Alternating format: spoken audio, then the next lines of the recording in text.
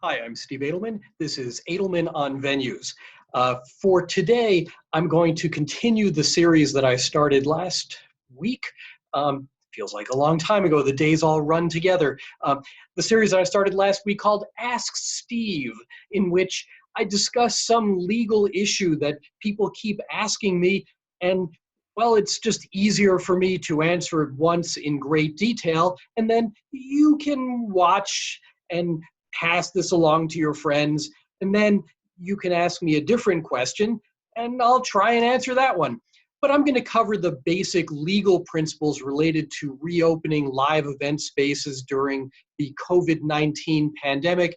And today, I'm going to discuss the one probably that's asked of me more than anything else. So now, through the magic of modern technology, I'm going to share my screen, and here we go. Yes, Ask Steve, and today's special episode regards, let's see if we can make this happen here.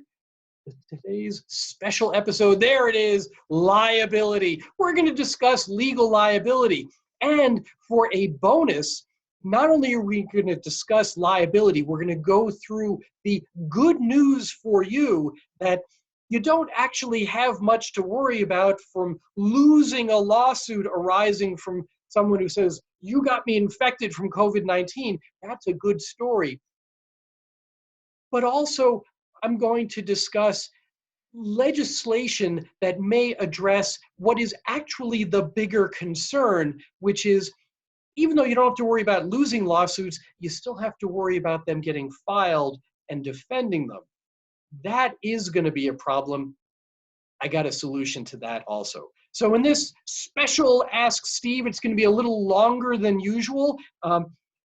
Buckle up, get something good to drink, and this is going to be a good learning experience and a good story because it does have a generally happy ending. So let's go. Here's the question. If somebody attends your event and is later diagnosed as suffering from COVID-19 and they threaten to sue you, should you be scared? And if so, of what? And that second question is really important because these days when, seemingly, simple, obvious things are politicized, it's really important to identify what's the problem to be solved. So let's try and be grown-ups and really work through the analysis. There is a problem, but it's not the same as what is generally being tossed around. That's a straw man. So let's really work the problem here. So if somebody attends your event, is later diagnosed with COVID-19 and threatens to sue, should you be scared of this scene, of these people who are all not socially distancing and not wearing face coverings, and God knows about their personal hygiene? If one of them gets sick, what result? Should you be scared? Well, no, you shouldn't. Not unless you are holding an event in a prison or a nursing facility or on a cruise ship. This is one of the happy situations where there's actually a pretty bright line. And, in my area of law, tort law, there are very few bright lines. Really, everything is in shades of gray, which I find intellectually satisfying, but drives some people nuts. This is an instance where there's a pretty clear bright line. Here it is. For people who operate public events or venues or really any kind of public accommodation, the only way that you're getting reopened is if lots of things reopen at the same time. That's a happy situation for the citizenry and also makes things easier for you because people are going around and doing things. The distinction is that's not true in nursing homes, prisons, or on cruise ships. There, and only in those three situations that I can think of, anybody who gets sick, we know who got them sick because it's the only other people who are there. No one's entering, no one's leaving. Those are sort of the three Hotel California environments. live event spaces, sports arenas, performing arts centers, convention facilities whenever they reopen, green field festivals, those are all different because your patrons will have been lots of other places during the incubation period for COVID-19. So the first piece of news here is, should you be worried about a lawsuit? Should you be scared of losing? No. Now I'm going to give you the law explaining why, because my job as a lawyer is to teach you just a little law, not so much that will hurt, but enough so that you can confidently say, oh yeah, that Steve Adelman guy, he explained it in a way that I actually understand. Now that I'm doing these videos, pass it along to someone who's perhaps more skeptical than you. The legal concept that we're talking about here is called negligence. So if somebody threatens a personal injury lawsuit, they are accusing you of behaving negligently. The law of negligence is the law of torts. And there are 4 elements to a tort. Here they are: duty, breach, causation, and harm. I'm now going to say what those 4 elements mean in the context of COVID-19, but you should know proving all 4 of those elements is the plaintiff's burden. In other words, in order to prevail in a lawsuit, the person who is injured, the person who's threatening a lawsuit in the first place, they have the burden of establishing each of these 4 elements. And if they miss one of them, their claim loses. Now, what's the duty of care? Well, the duty generally is to behave as a reasonable person under the same or similar circumstances. You may have seen me give this talk with a picture of me looking at a blue man. And so I use that to explain that one cannot speak to a blue man the way I'm speaking to you right now with words, because blue men don't talk. They never break character, which I think is a fabulous thing, and I love Blue Man Group, so there's a plug for them. But the point is, everyone's duty to behave reasonably is a function of their context. In this case, the context is we're talking about reopening public event spaces during a global pandemic when there's not enough testing, no contact tracing in most places, and a vaccine in our hopes and dreams, but not anywhere nearby. That's the context. So the duty is to reopen safely without causing undue health risk under those very difficult circumstances. That's your duty of care. And the plaintiff will doubtless be able to prove that because it's pretty obvious. Breach. Plaintiff would have to prove that you did not actually open safely under those very challenging circumstances. Let's put that one aside for now. We'll come back to it. The third element is where the happy news begins, because plaintiff will have to prove that whatever breach of the duty to reopen safely during a global pandemic, whatever breach they allege, they will also have to prove that your breach was the proximate cause of their harm. They won't be able to. They won't be able to. The reason they won't be able to is because you will reopen at the same time as lots of other places that this plaintiff, this victim, will have gone to. They'll wake up in the morning next to a spouse who goes to wherever they go to, a kid or 2 or 3 or 4 who do whatever they do and see whoever they see. And this person goes to a workplace, maybe interacts with other people, goes to the supermarket or some big box retail store or someplace else. And the point is they're interacting with lots of other people, breathing in their aerosolized germs, and then they go to your event space. But that's just one of many, many places that they're going to during the course of the 2-week incubation period for COVID-19. And that means they will not be able to prove by a preponderance of the evidence, 51%, that more likely than not, the one place where they got sick was your place and not any of the other places that they were during those 2 weeks during the incubation period of COVID-19. That burden will almost certainly prove insurmountable. How do I know this? Well, because I'm a lawyer and I've practiced tort law for more than 20 years, so I know this. And it just so happens that I teach at Arizona State University in the law school and gave essentially this as the final exam fact pattern. And all of my law students identified the absence of proximate cause as the fatal flaw in plaintiffs' lawsuits. So either that makes me a really good teacher, or this is not that hard, and a bunch of law students got it. My law students are smart, by the way.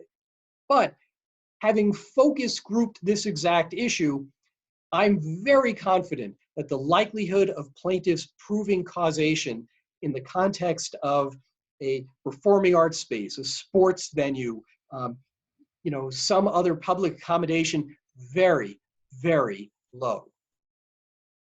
Bad time for plaintiffs to be threatening lawsuits arising from COVID-19 because their failure is pretty obvious.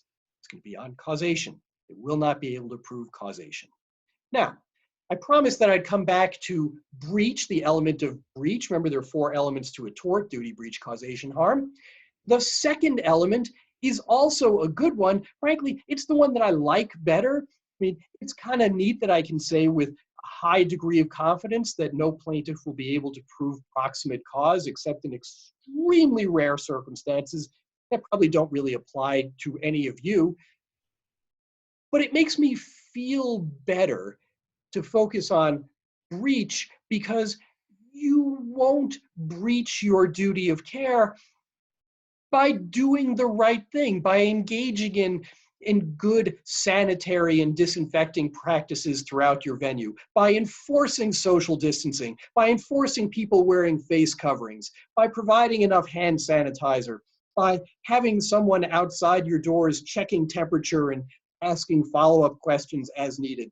You'll do all those things, and that will help you prove that you did not breach your duty of care.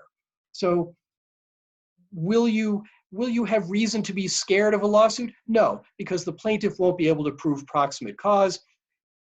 But can you sleep at night? Yeah, you can, because there's guidance out there, such as the Event Safety Alliance Reopening Guide, that will help you not breach your duty in the first place.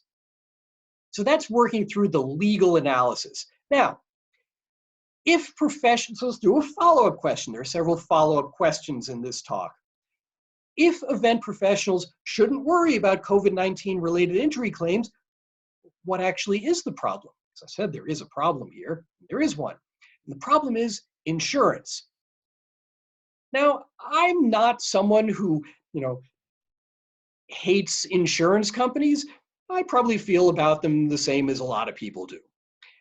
But in this instance, there is a very specific problem that arises from insurance policies, and that is they're going to end. The current policy period is going to end, and likely the current policy period for each and every one of you watching this is going to end before there is a vaccine.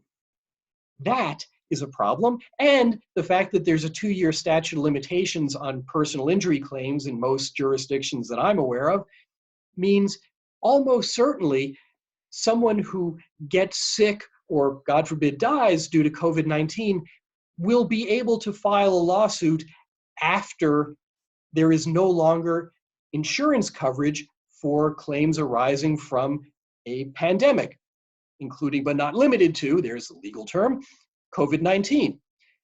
Now, I just told you that the lawsuits are not anything to be scared of in the sense that losing is very unlikely, but you still have to defend them. And that's a problem, because when there's no insurance coverage, not only is there no coverage to pay out claims that are meritorious where you lose, because you're probably not going to, but there won't be coverage to pay for your defense lawyer to bludgeon this plaintiff into submission to file a motion to dismiss or a motion for summary judgment to get rid of the lawsuit. There won't be insurance coverage to pay that guy either. That is a problem. So let's see if we can figure out a way to solve it. Let's start with legislation. So when dealing with legislation, we begin with Mitch McConnell. And Mitch McConnell is widely quoted on this subject, and here's a quotation from Senate Majority Leader Mitch McConnell. To be clear now, he said, we're not talking about immunity from lawsuits. Rather, there will be accountability for actual gross negligence and intentional misconduct. That will continue, he said. This is a quote that I got from the Los Angeles Times, I think. So Mitch McConnell is saying, oh, don't worry, there'll still be accountability for actual gross negligence, and intentional misconduct. So let me read between the lines for you, because that's not actually great news. The burden of proof for either gross negligence as opposed to ordinary negligence, which is different. The burden of proof for gross negligence or intentional misconduct is very high. It is the same standard of proof as it takes a jury in a criminal case to send someone to jail. That is by clear and convincing evidence, what we lawyers refer to as 99%. So to establish the things that Mitch McConnell's talking about takes 99% certainty, as opposed to ordinary negligence, which is merely a preponderance of the evidence, 51%. So in his view, people who are just ordinarily negligent, ordinarily lazy or stupid, or don't care about people's health and safety, but who are not 99% sure are terrible, they all get away with it. It's not very good for public health or public safety. Now, I don't think that's really where we want the bar, because a lot of people will get sick and have no recourse, as he has explained it. Let's continue. He added in the same conversation, we aren't going to provide immunity. Nope, not going to do that. But we are going to provide some certainty. If we want American workers to clock back in, which we do, in the event industry, we do also, we want to get back to work. If we want American workers to clock back in, we need employers who know if they follow the guidelines, they will not be left to drown in opportunistic litigation. Oh my God, opportunistic litigation. What does Mitch McConnell mean when he raises the specter of opportunistic litigation? Well, I'll show you. It's guys like this guy, and this guy, and this guy, and this guy. And you can drive along any freeway of your choosing and see a billboard with somebody like one of these guys. And that's just what the plaintiff's personal injury bar does, at least some of them, to advertise their services. Let me point out something about all of these, which I just pulled off of Google Images. I didn't work hard to find this. There are lots more like these guys. Note what it says on all their ads. The first one, no attorney's fees unless we collect for you. No fees unless you win. Never a fee unless we get money for you. We charge absolutely no fees until we win, which means from the moment the plaintiff, the victim, walks in the door until the moment that there is some money changing hands at the end, the person who's spending their own money to prosecute that lawsuit is the lawyer, the guy going like this. Now, I will tell you, there's a bit of inside stuff about the legal profession. The lawyers who drive the nicest cars are the plaintiff's personal injury lawyers. They don't drive the nice cars, the fancy ones, the expensive ones. They don't get those really swanky vehicles by throwing money down the toilet by filing frivolous lawsuits. That's not how you drive a Bentley, which is what one of my old bosses drove one of the few times I did plaintiff's work. No, it's by taking cases that have merit, that will yield money, that puts money in the plaintiff's lawyer's pocket, not just the plaintiff, but their lawyer as well. That's how they drive the swanky cars. And so the idea of, this army of of personal injury lawyers filing lawsuits, that's not really where this is headed, because I've just explained to you why these lawsuits will be, I think the legal term is dogs with fleas. They'll be bad cases. They'll be losers. My law students figured that out. I'm quite confident these COVID-19 claims will be bad cases. And the personal injury bar has figured that out also. So again, I didn't work very hard on this slide deck. I just went to a couple of personal injury lawyers' sites and I found these guys. This is Gomez Trial Lawyers in San Diego. I don't know who they are, but here's a line from their homepage. In addition to negligence, the injured party must show they suffered harm as a result of the negligence. This is called causation. Proving causation, that the conduct actually caused the harm, will be evaluated by an attorney in every case, which is good. You want an attorney to evaluate causation. Here's the highlighted part. For a case involving coronavirus, the question of causation will be very tough, as the defendant will likely point to many other potential sources of the coronavirus. An attorney will need to evaluate causation very carefully. That's a plaintiff's lawyer talking. So the whole idea that there's going to be this army of personal injury lawyers climbing down from their highway billboards to file lawsuits that will suck, that's just not going to happen.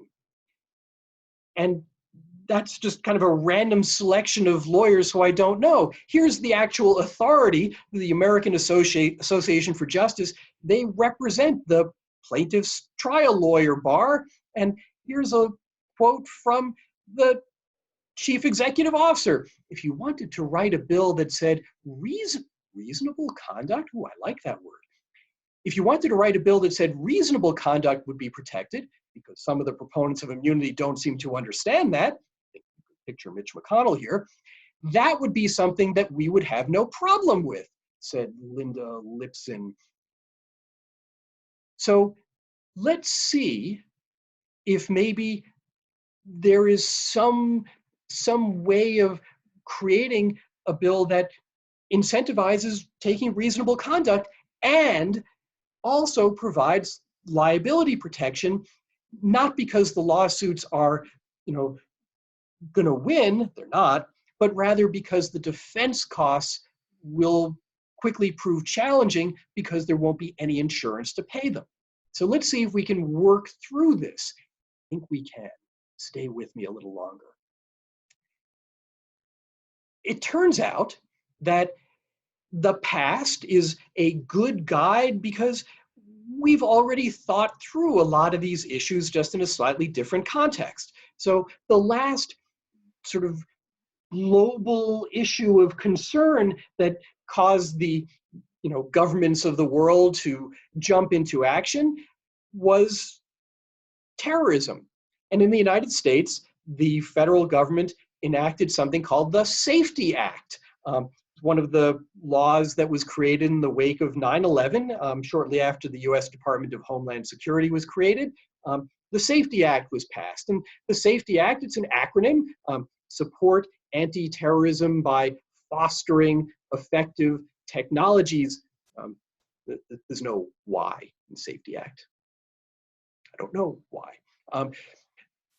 So that's what the Safety Act is, and I have here the explanation of what it does. So basically, on one hand, it provides incentives to do good things that would fight terrorism, and on the other hand, it provides liability protection for the people developing this technology because we want to encourage them to do the good thing, the societally beneficial thing, without having to worry about getting sued for it.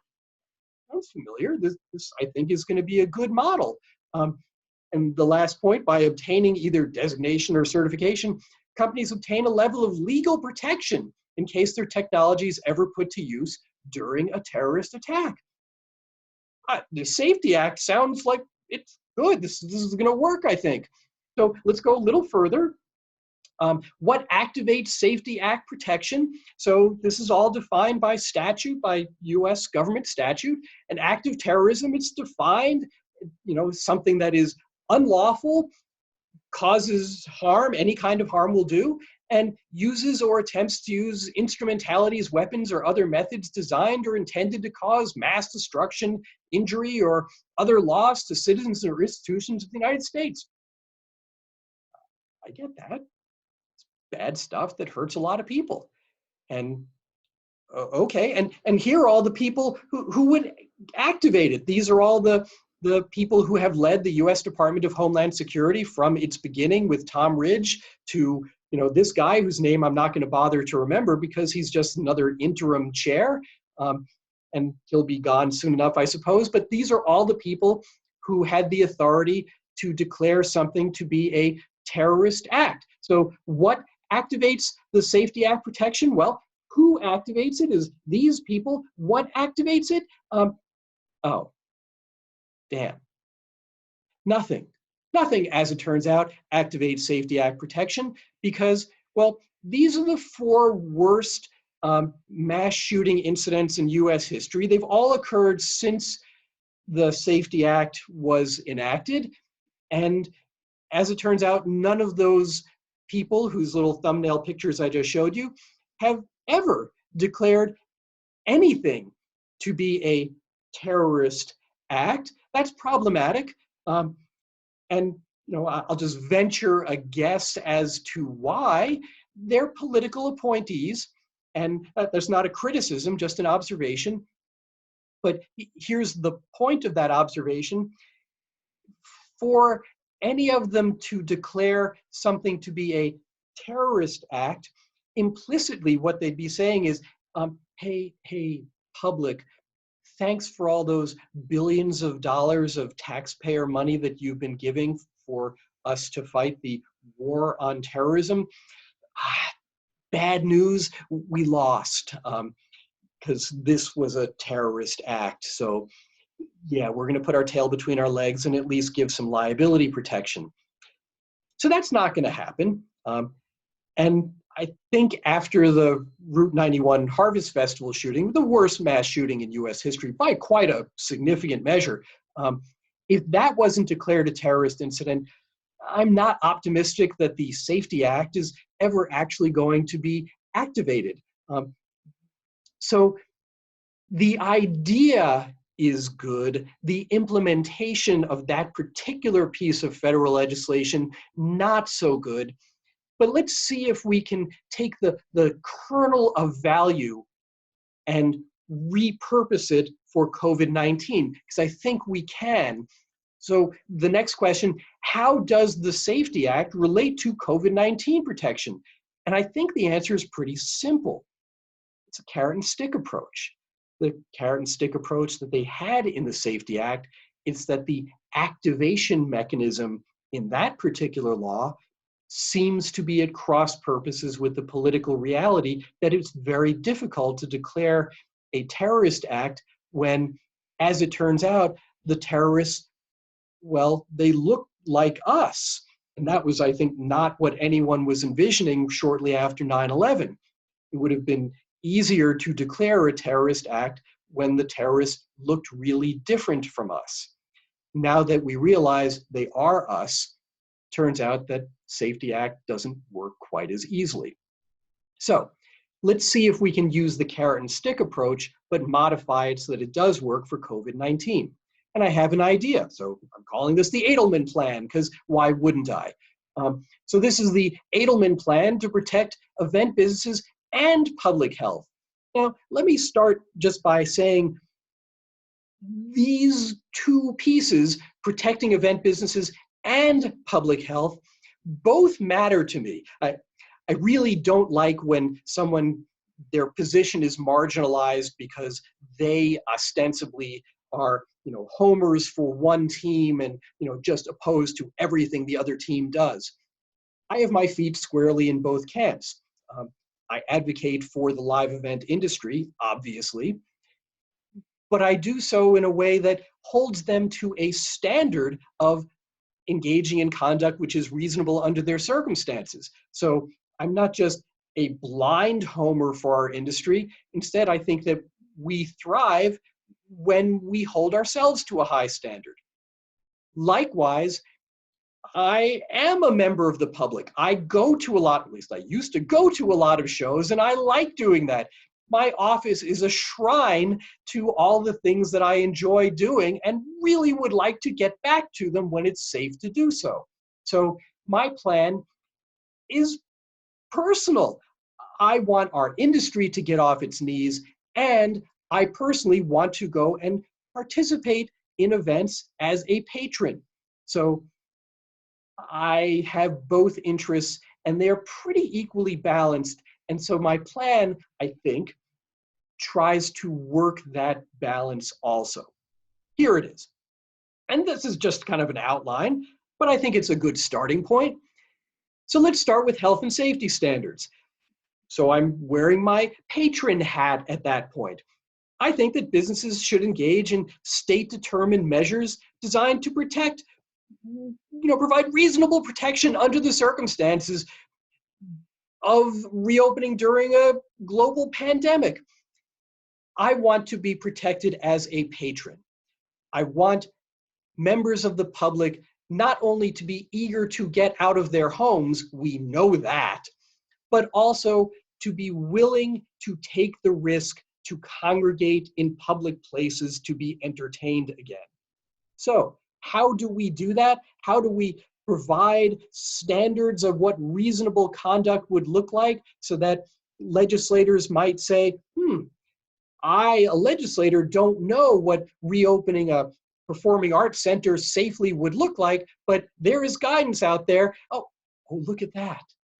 Oh, the Event Safety Alliance reopening guide? What, you tell me that it's 29 pages of single space text, crowdsourced by more than 300 industry professionals? What? And it's already been out more than 2 weeks? And you say there are going to be supplements? So, wow, that's a great idea. And there are other, perhaps less comprehensive forms of guidance coming out nearly every day at this point. Yeah, that gives us something to work with. So the idea of enacting health and safety standards that will benefit the public, that will make them feel safe leaving their homes and coming to our venues, yeah, that's possible. That can happen pretty much now. How about liability protection?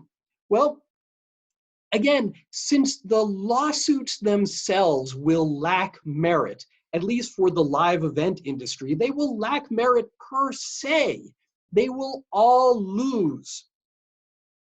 Because of that, I think it makes sense to provide immunity.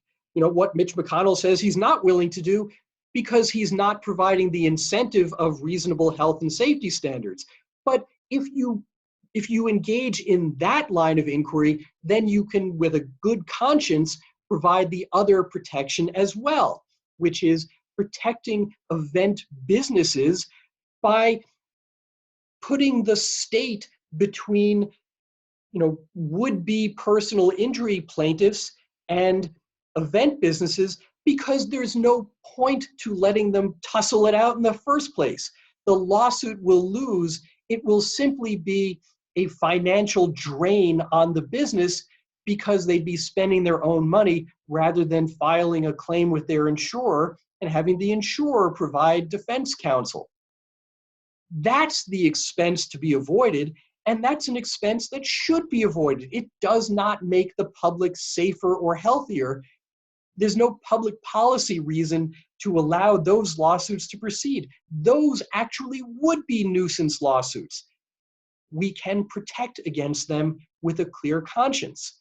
So I think that state law should provide protection because the insurance policies will not. But the protection is not from lawsuits that have merit. If they did, I wouldn't be suggesting this, because we want lawsuits that have merit to proceed. That's how safety measures get put in place. We want lawsuits that have no merit to not cause mass business bankruptcies, or really any business bankruptcies. So in this scenario, where we can pretty confidently say none of the lawsuits would have merit in this context, the live event context, putting the government in the shoes effectively of insurers by saying, no, there simply will not be viable lawsuits in this area, that seems like a reasonable solution. Now, the third element is what activates the protection. Again, that's where the Safety Act falls down. So let's make it simple.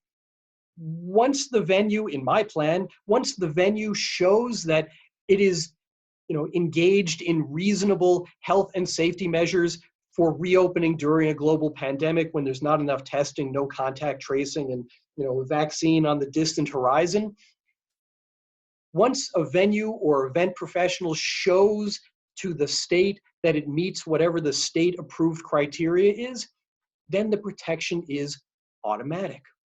And then, in my mind's eye, the state generates like a 2-page motion to dismiss, just a template. I hate templates, but in this case, it's appropriate.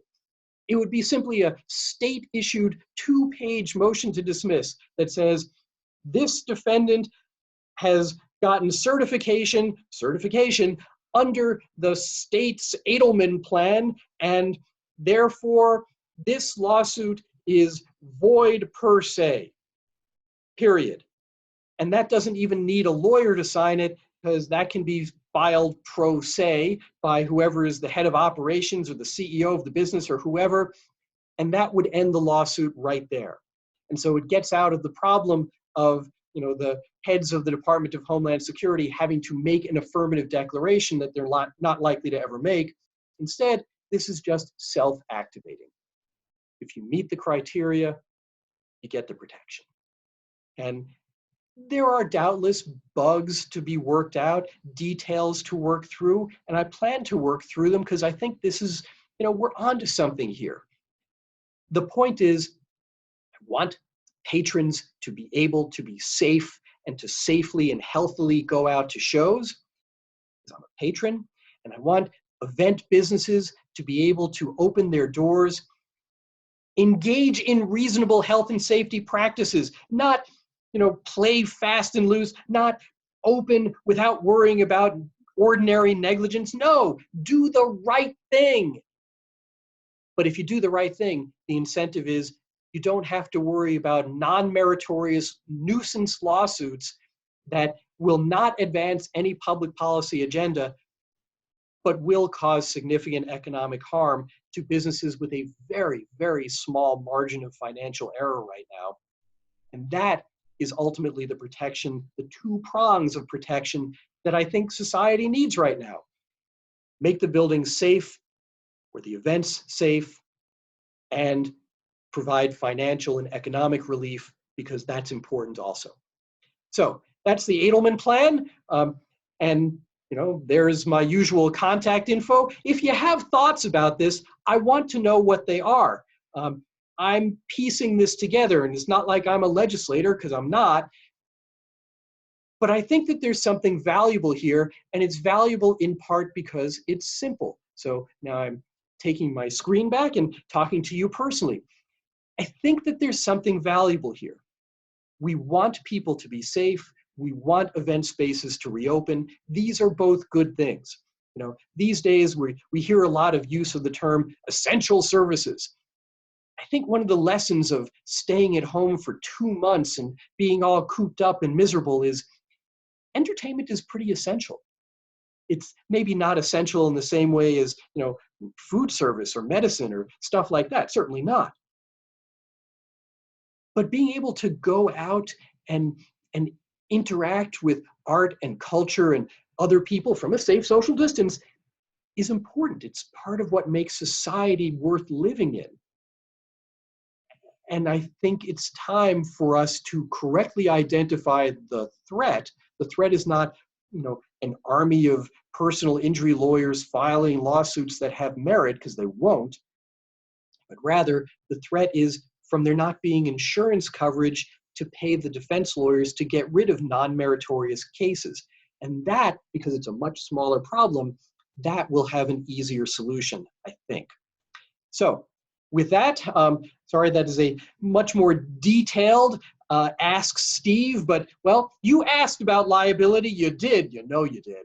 And that is the full answer as of right now. So I'm Steve Adelman. This has been Adelman on Venues, and I hope that you found that interesting and provocative.